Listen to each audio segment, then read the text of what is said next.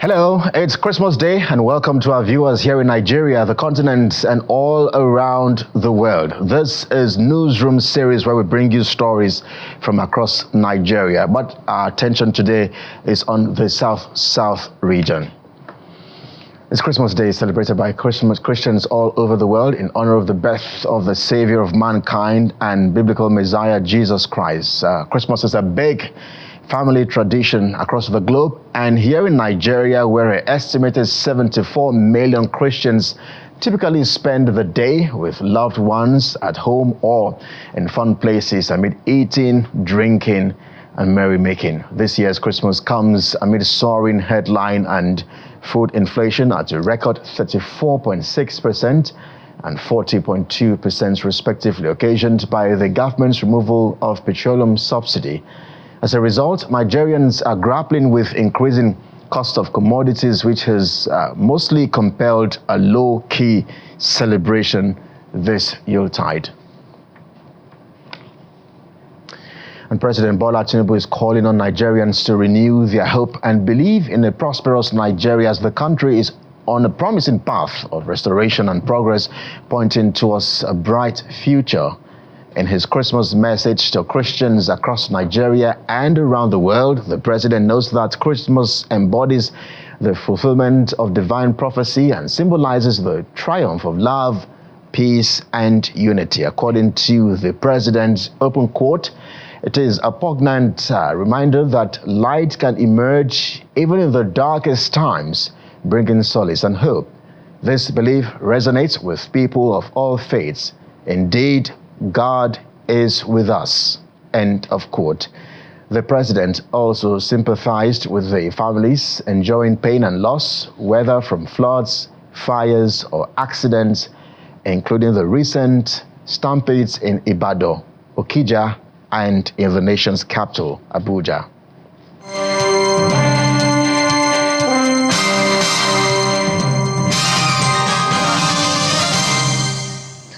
All right, we'll bring you more updates around the festivities across Nigeria. But in the spirit of Christmas, the people of Ikwerre local government area of Rivers State have received some cheer, with the former chairman teaming up with friends and well-wishers to bring smiles to natives and residents of the council. Speaking to our correspondent at Omagwara in the council, the former council chairman Samuel Umanosike revealed that most of the largest actually came from President Bola Tinubu to the people.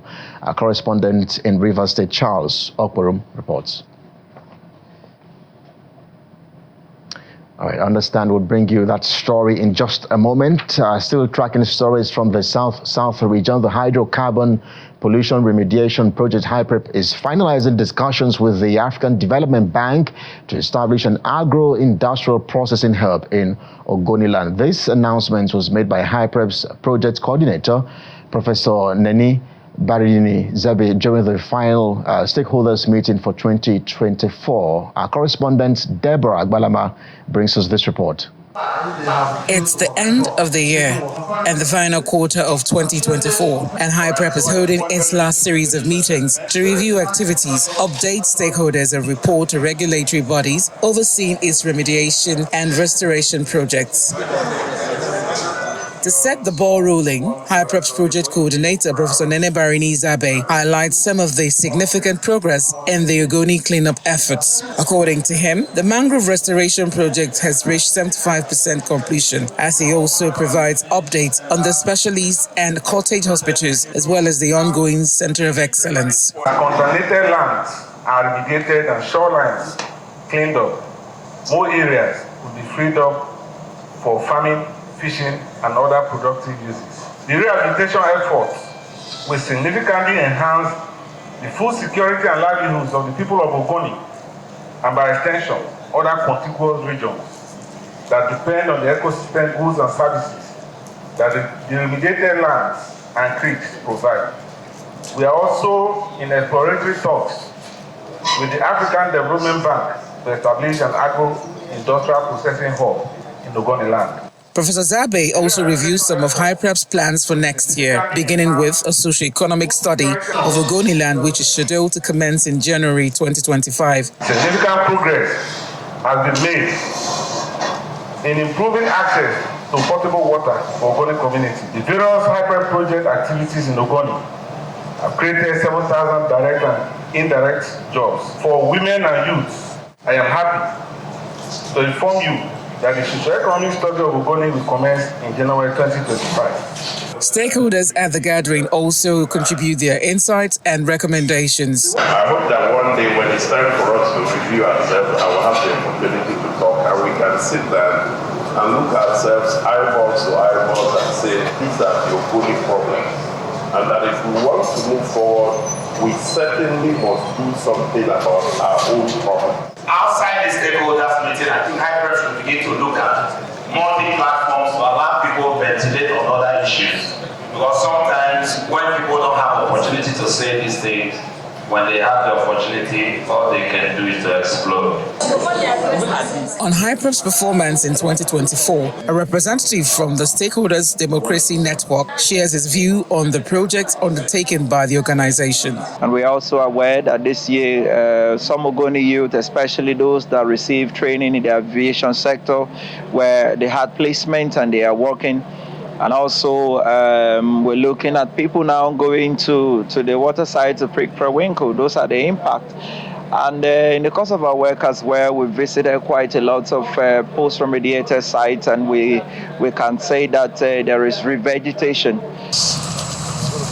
In 2024, Hyper's quarterly meetings with stakeholders and regulators served as a vital platform to brainstorm on challenges, exchange ideas, and review progress, ensuring continuous collaboration and improvement. Deborah Abalama, Channels Television News. Staying with issues around the environment, the Managing Director of the Niger Delta Development Commission, NDDC, has called on the youths of the oil-rich region to guide against crude oil theft and pipeline vandalism, adding that such acts are inimical to the development plans of President Bola Tinubu. Mr. Samuel Ogboku also is charging people of the region to maintain peace and support of the policies of the president, including the tax reforms. He was speaking when he received a delegation of the Rivers Ijaw People's Congress in his office in Port Harcourt, where he charged the Niger Delta youths to maintain peace and guard against crude oil theft. Your selection for this critical role underscores Mr. President's confidence in your exceptional abilities and commitment to advancing the objective for which the Commission was established. Your actions and initiatives thus far serve as a testament to your dedication. We are confident that your tenure will leave an indelible mark on the development of our region.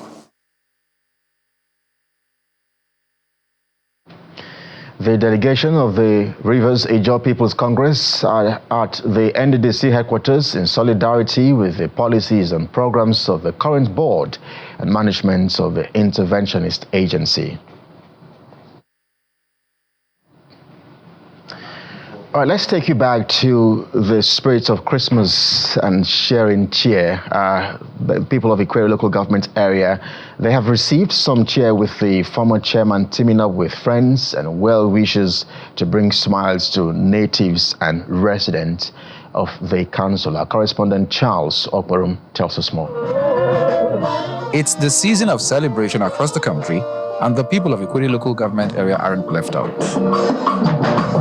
Gathered here in Omagwa are natives and residents of the 13 wards of the council. They are here to enjoy the Christmas carol, as well as benefit from the largesse put together by the former council boss, Simon Wanosike. As a Christmas, as Christians, Bola Tinubu has decided to give us largesse, recognizing that even if he is a Muslim, but that he is governing a nation that is having greater number of ethnic groups and religious culture, and he agrees with the religious bias of a nation he's leading. He has provided us items to enjoy Christmas as Christians.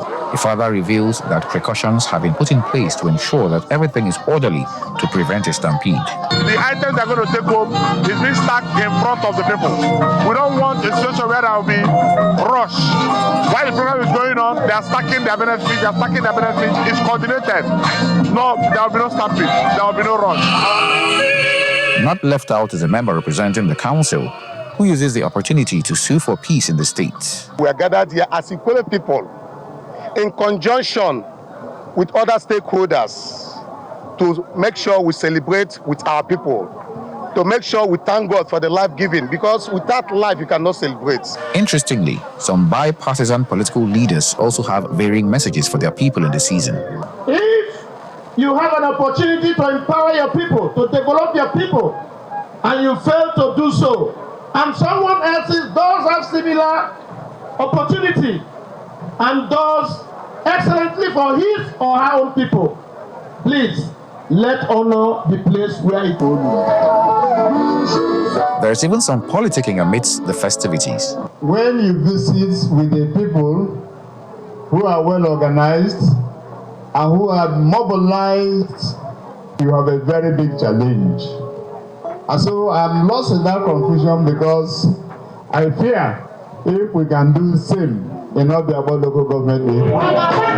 Each ward received bags of rice and a cow, as well as other gifts. Some other highlights of the event include Christmas carol, presentation of checks, and distribution of bags of rice to beneficiaries. Charles Oporum, Channels Television News. You're watching Newsroom series and we're due for a break, but when we come back, we'll take you away from River State and take you to the ancient city of Warri, where the Olu of Warri has been speaking. We'll tell you all about it in just a moment. Please stay with us.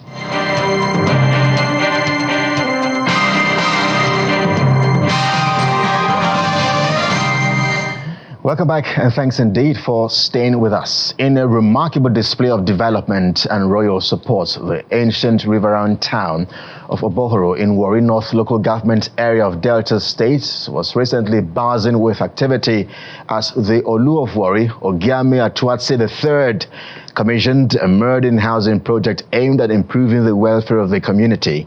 Speaking on how the project will positively impact the lives of his people, the Olu of Warri is urging other local government chairmen to carry out people-oriented projects, especially during this period, as the nation is going through economic challenges.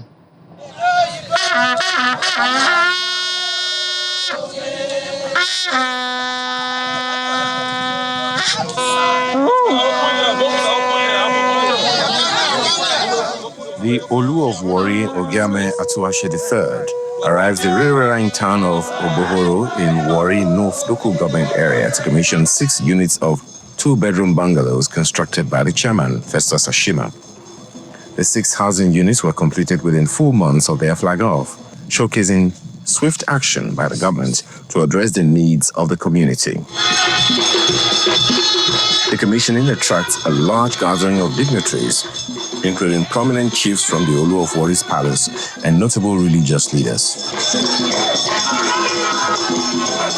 In his welcome address, Mr. Festus Ashima thanks the monarch for gracing the event and expresses deep appreciation for the royal support. This project is a testament to our administration commitment to improving the lives of our people. I'm grateful to you, Your Majesty, Olu of Warri Kingdom, for taking time out of your busy schedule to commission this project. Your presence here today underscores your commitment to the welfare of our people. He also acknowledges the impact of the Delta State government's More agenda, which facilitated the completion of the project. The Olu of Warri is highly impressed by the quality of the project. The monarch then moves to cut the tape.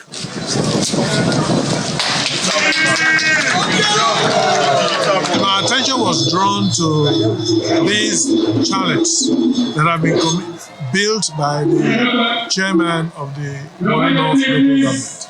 This is very highly welcome, and it is an encouragement. And we pray that God will bless him to also see other areas in which contribution can be made for the progressive development of our communities. Each housing unit is equipped with modern facilities, including solar energy, to provide a sustainable and comfortable living environment for the residents of Obohoro.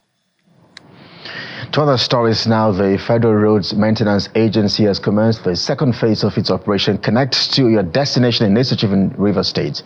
The nationwide program, launched last year by IFEMA's Managing Director and Chief Executive Officer Chukwuemeka Agbasi, focuses on rehabilitating critical road networks to ensure safer and smoother travel during the Christmas and New Year festivities. Following the success of last year's intervention on the Port Harcourt-Owerri Road, this year's efforts have shifted to the Elele Road. The route links the Port Harcourt-Owerri Road to the East-West Road that connects to Bayelsa and other states, serving as a vital corridor for interstate transportation and economic activities, especially during the festive season. According to the Chief Engineer of FEMA in Rivers State, Adoga Asikia, the project does not only enhance road safety, but also boost local economic empowerment by engaging local residents in construction and maintenance work. Priority are given to major roads that are interstate roads, because it's not meant to be on federal road that connects interstate. And you could see this very road, how heavily traffic it is, because a major road is like a bypass to get into Port Harcourt and also to Warri.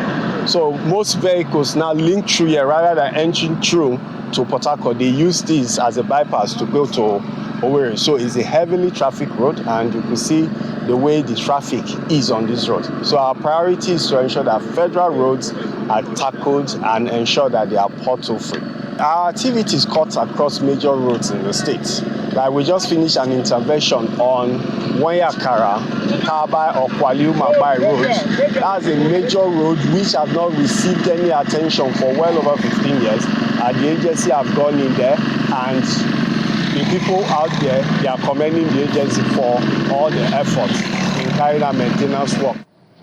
And Cross River State gets our attention next as Governor Basio II has officially signed the 2025 Appropriation Bill into law. The bill, which was presented to the Assembly on October 29, 2024, named Budget of Sustainable Growth, allocates 498 billion naira, with 66% for capital expenditure and 34% for recurrent expenditure.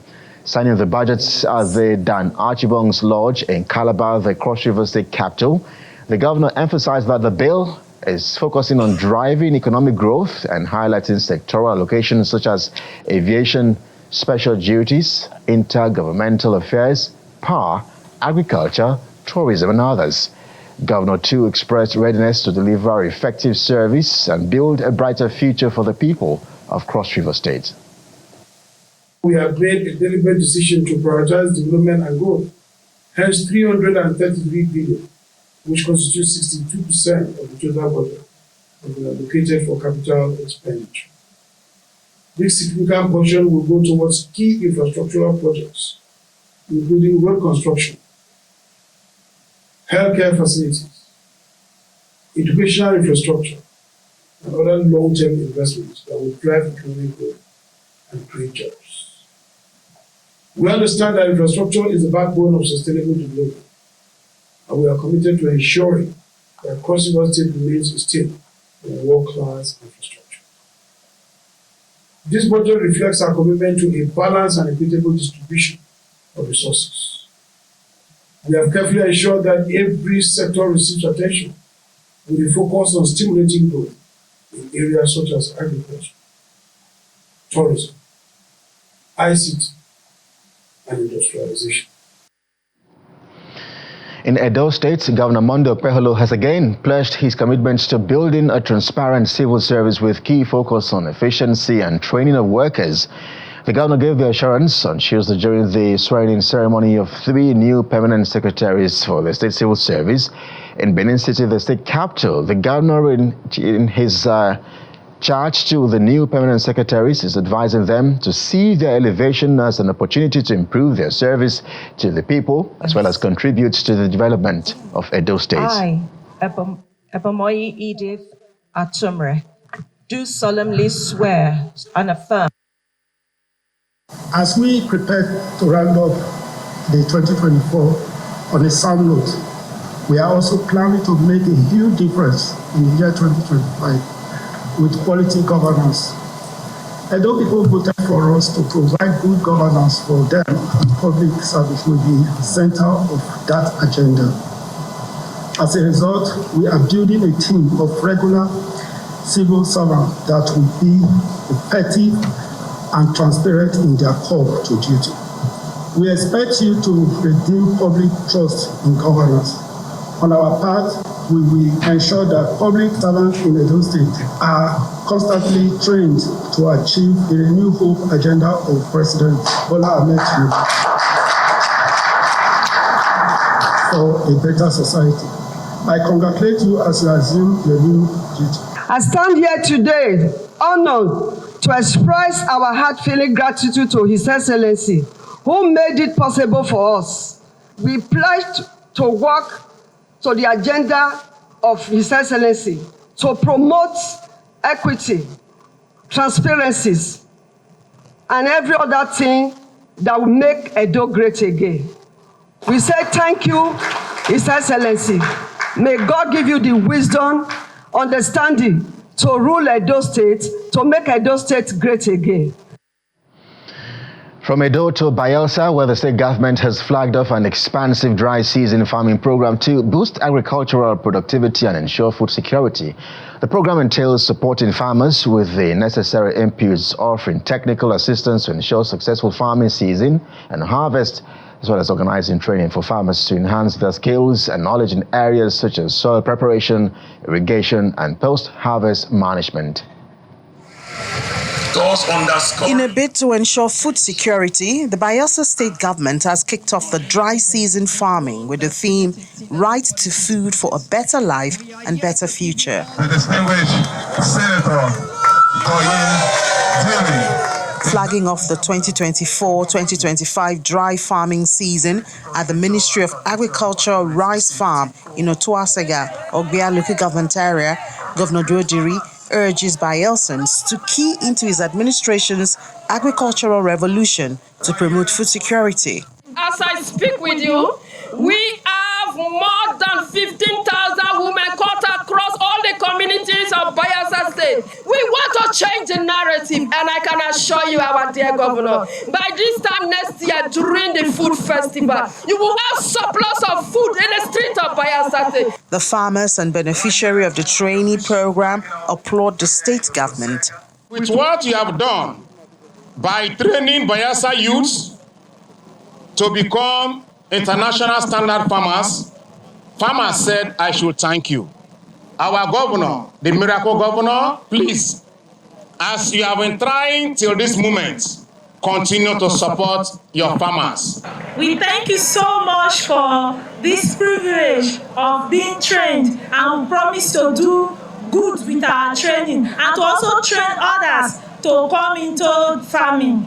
The representative of the Federal Ministry of Agriculture discloses that farmers in the state will be assisted to embark on aggressive rice, cassava, and plantain farming. I want to use this medium to advise the farmers to take this advantage of the agricultural transformation in the state, which is going to help in boosting food and agricultural production across the nation, not only in the state, but also support the country. While addressing the farmers, the governor said in his first term, more than 400 youths were trained at the CSS integrated farms in Nasarawa State, and another 200 recently trained at the same center. Government alone in this state is purchasing over 15,000 bags of rice. Not to talk of the individual purchases. And if all of this rice is produced, you know the billions that are going out will now be plowed back to Bayelsa State. We cannot continue to be a consuming state, a state where everything that we want is coming from other states, coming from outside our state. That has to stop. As well as study to say wins the race. As well as study His Excellency now moves the tractor. Residents of the state are optimistic that the yields from the dry season farming will significantly boost the fight against hunger in the state. And that report from Bayelsa State does it for us here on this edition of Newsroom series. On behalf of the production team and everyone here, thanks indeed for watching. I'm Kelly Giga. Merry Christmas.